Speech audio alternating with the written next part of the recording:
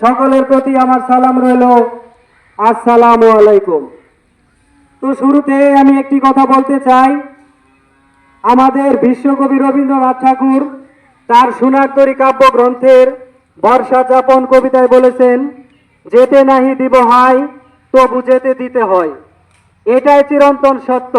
আমরা কেউ কোনো জায়গাতেই স্থায়ী নই, সকলকেই জায়গা ত্যাগ করতে হয়।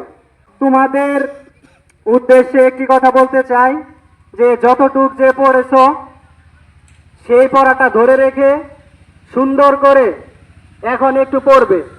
বিশেষ করে মোবাইল থেকে 1 নাম্বার দূরে থাকবে। আর 2 নাম্বার কথা, বিভিন্ন প্রশ্ন আউটের একটা ঝামেলা রয়েছে নেটে, ভুয়া প্রশ্ন, এদিকে খেয়াল রাখবে না। তুমি মেন বই গাইড করবে, এতেই তুমি ইনশাল্লাহ ভালো রেজাল্ট করতে পারবে। আর পরীক্ষার সময় আমাদের মা বাবা, দাদা দাদি, নানা নানি আছে, তাদের কাছ থেকে দোয়া নিবে এবং পরীক্ষার সময় নামাজ কালাম পড়বে। এটাই তোমাদের হচ্ছে মূল পরীক্ষা। খাওয়া দাওয়া দিকে খেয়াল রাখবে যেন অসুস্থ হয়ে না পড়ো। আর আর আমরা তোমাদেরকে পড়ানোর সময় অনেক বকা দিয়েছি, আঘাত করেছি, এগুলো তোমাদের ভালোর জন্যই। কারণ দায়িত্ব ও কর্তব্য থেকে এগুলো করতে হয়, নইলে তোমাদের লেখাপড়ার ব্যাঘাত ঘটবে। সেজন্য কোনো স্যার, ম্যাডাম, পরিচালকের প্রতি কোনো ক্ষোভ রাখবে না।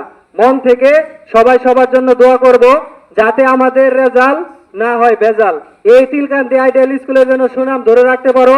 গত বছর যারা ছিল সেখানেও কিন্তু আমাদের ইনশাল্লাহ ভালো রেজাল্ট হয়েছে। এবারও তোমরা ছাত্রছাত্রী ওদের চাইতে আরো বেশি, দ্বিগুণ।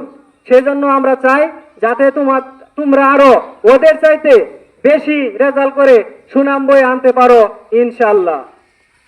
সকলের সুস্বাস্থ্য কামনা করে আমি আমার কথা এখানে শেষ করছি। সবার প্রতি আবারও সালাম রইল, আসসালামু আলাইকুম।